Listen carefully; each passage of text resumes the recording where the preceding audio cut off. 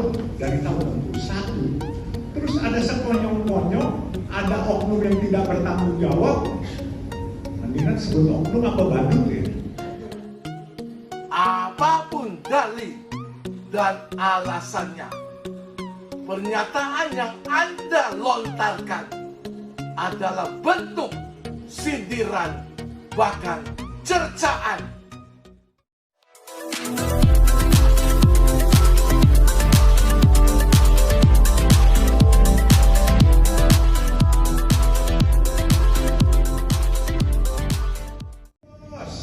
Apalagi laki.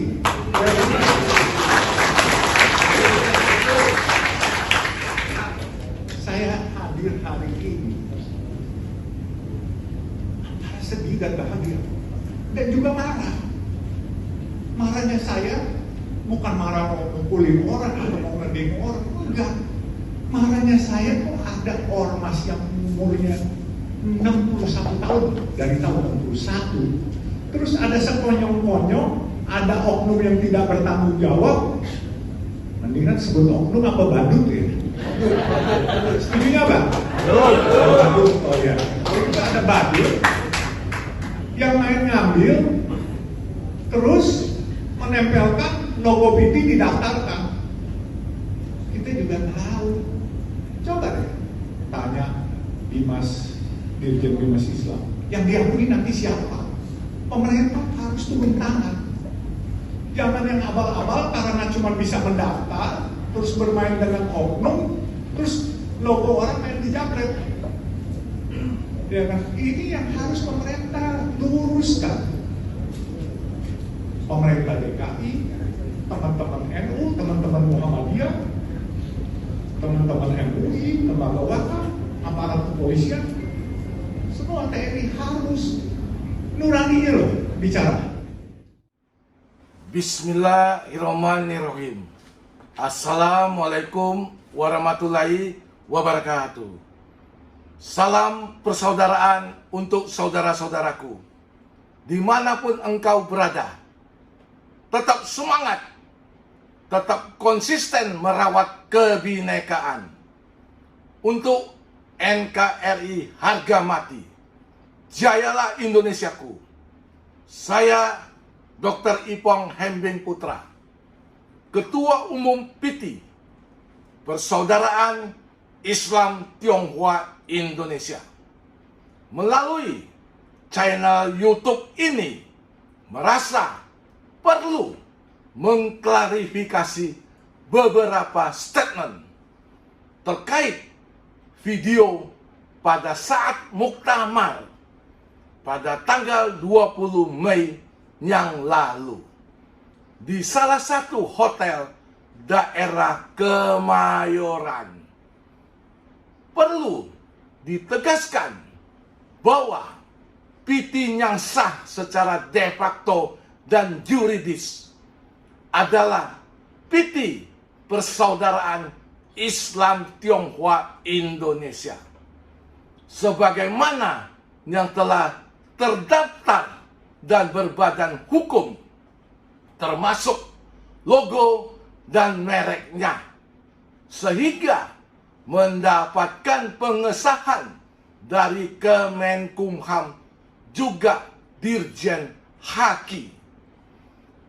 Oleh karena itu, apabila perkumpulan atau ormas yang menggunakan nama PT dengan logo yang sama atau merek yang sama bisa diduga merupakan perbuatan melawan hukum. Ingatlah wahai saudaraku, Islam mengajarkan al-Quran karimah. Nabi Muhammad sallallahu alaihi wasallam diutus untuk mengganti agama tauhid, melainkan menyempurnakannya dengan budi pekerti atau akhlak. Karena kehormatan sesama muslim harus dijaga baik secara lisan maupun perbuatan. saya bersama pengurus lainnya telah menyimpulkan apapun dalih dan alasannya, pernyataan yang Anda lontarkan adalah bentuk sindiran, bahkan cercaan kepada kami yang jauh dari kebenaran, sehingga kami perlu menggunakan hak jawab organisasi. Siapkan diri Anda, jelaskan kapasitas Anda di PT. Jangan lari dari kenyataan. Kami akan menuntut agar Anda membuktikan omong kosong yang telah Anda lontarkan. Karena kebenaran tidak bisa direkayasa, harus didasarkan pada bukti yang benar. Saya akan meminta ketegasan dan keadilan hukum atas ulah Anda yang telah memecah belah organisasi PT. Bertobatlah untuk akhiratmu. Cukup sudah pencitraan dirimu, karena kesombonganmu tidak bernilai sedikit pun di mata Allah. Ingat, jangan merasa paling benar, karena tidak ada manusia yang sempurna. Kesempurnaan hanya milik Allah. Anda sudah bukan anggota PT. Sejarah bukan milik Anda lagi. Komitmen Anda hanya merupakan bohong besar. Jangan sok pahlawan. Keberanian Anda tanpa dasar. Tindakan Anda bisa menjadi bumerang, karena apa yang diucapkan tidak dapat ditarik lagi. Kami akan tegas meminta Anda untuk membuktikan ucapan Anda. Kecintaan saya kepada Ormas PT adalah harga mati. Tegas, tanpa basa-basi. Saya bukan seperti Anda yang hanya 2 bulan sebagai ketum, lalu keluar mendirikan ormas Tionghoa Islam yang lain, begitu gagal kembali ke ormas yang lama dan bertindak seolah-olah sebagai pemimpin dan pahlawan, lalu menyingkirkan gagasan terbaik pendiri organisasi lainnya. Sungguh kurang ajar dan keterlaluan. Apakah oknum model begini bisa dikategorikan punya komitmen? Silakan masyarakat menilainya. Ketika saya diamanahkan Anton Medan sebagai Sekjen PT, semua legalitas organisasi satu pun tidak punya. Lalu saya daftarkan berdasarkan sejarah PT, yaitu PT Persatuan. Tapi ditolak berdasarkan Permenkumham tahun 2014, di mana ormas di luar pemerintahan dilarang menggunakan kata persatuan.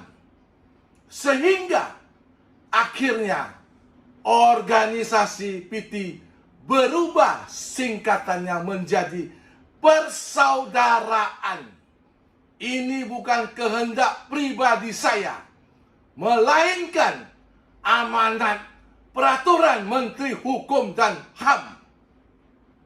Selanjutnya, izinkan kami menyusun ringkasan sejarah Ormas PT yang penuh nilai rahmatan lil alamin, agar masyarakat bebas menilai dan memutuskan penilaian dengan jujur, cerdas, dan berani.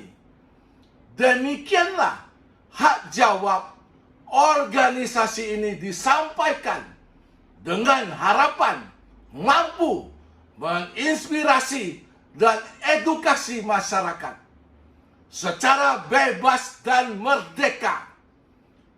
Karena sejarah harus disampaikan dengan kejujuran, bukan diselimuti kebohongan, bentuk pencitraan, dan kepentingan pribadi.